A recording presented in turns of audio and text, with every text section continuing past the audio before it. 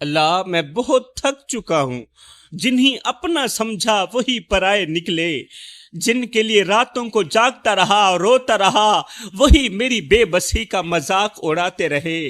اللہ اب تو ان آنسوؤں نے بھی فریاد کرنا چھوڑ دیا ہے، کیونکہ یہ جانتے ہیں کہ اب اللہ کے سوا دنیا میں فریاد سننے والا اور کوئی نہیں رہا۔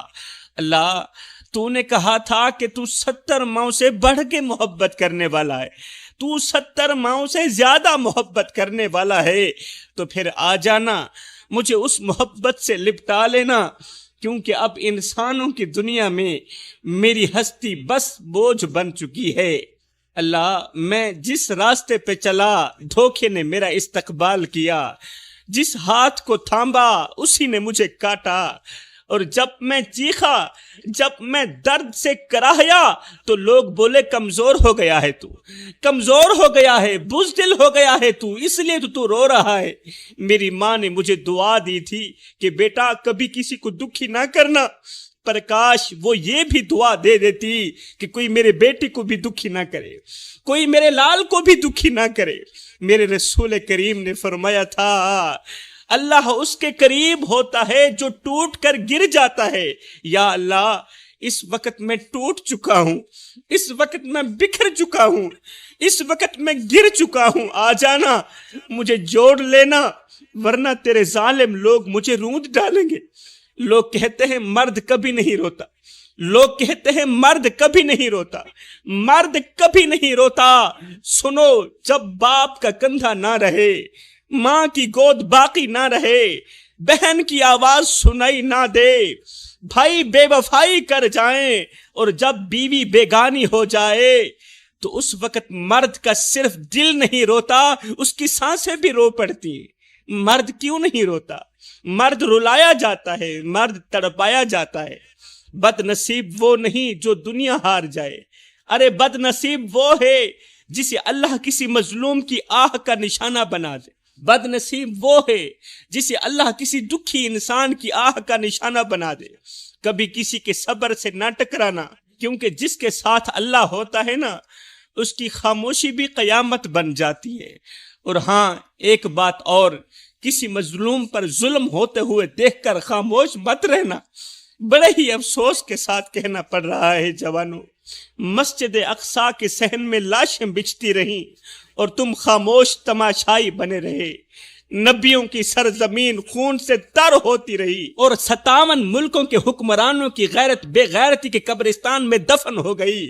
کاش فلسطین جیسی مائیں پوری دنیا میں ہوتی، کاش فلسطین جیسی مائیں پوری دنیا میں ہوتی تو آج ہماری نسلیں کسی فلمی ایکٹرز کے پیچھے نہ چلتی بلکہ حضرت عمر فاروق کے قدموں کے نشان ڈھونڈتی۔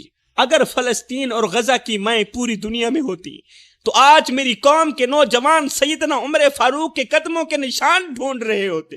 فلسطین کی وہ ماں جس کے 5 بیٹے اس کی آنکھوں کے سامنے ملبے تلے دفن ہو گئے، نہ کفن ملا نہ جنازہ، بس ریت پتھر اور چیخیں، مگر وہ ماں روئی بھی تو صرف اللہ کے آگے۔ اس نے کہا یا اللہ تو نے دیا تھا تو نے ہی لے لیا، بس اب مجھے صبر دے کہ میں اپنے شہید بچوں کو ہمیشہ کے لیے بھول جاؤں۔ جوانوں، فلسطین کی اس ماں کی چیخیں آج اگر حضرت عمر فاروق کے کانوں میں پڑ جاتی تو خدا کی قسم اسرائیلی اپنی پیدائش پر افسوس کرتے، زمانہ دیکھتا کہ اسرائیلی اپنی پیدائش پر لعنت کرتے۔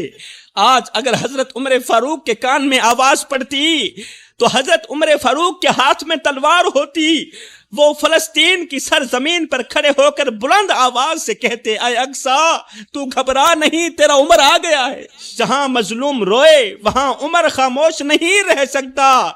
آج عمر فلسطین کے بچوں کی لاشیں نہ دیکھ سکتے، آج وہ امت کے حکمرانوں کا گریبان پکڑ کر جھنجھوڑ کر کہتے اٹھو، جب تک اقصی قید میں ہے تمہاری نیند حرام ہے، جب تک عمر زندہ ہے، جب تک مسجد اقصی قید میں ہے اس وقت تک تمہاری نیندیں حرام ہیں، تم نہیں سو سکتے۔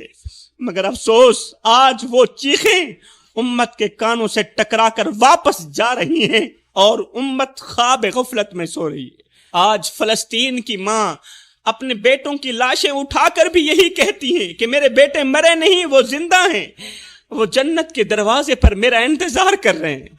یہ فلسطین کی مائیں ہیں، جب بیٹے کی لاش دیکھتی ہیں تو کہتی ہیں الحمدللہ میرے بیٹے نے اپنی ماں کو سرخرو کر دیا ہے۔ ایک طرف وہ مائیں ہیں، آج ہماری ماں کا حال یہ ہے۔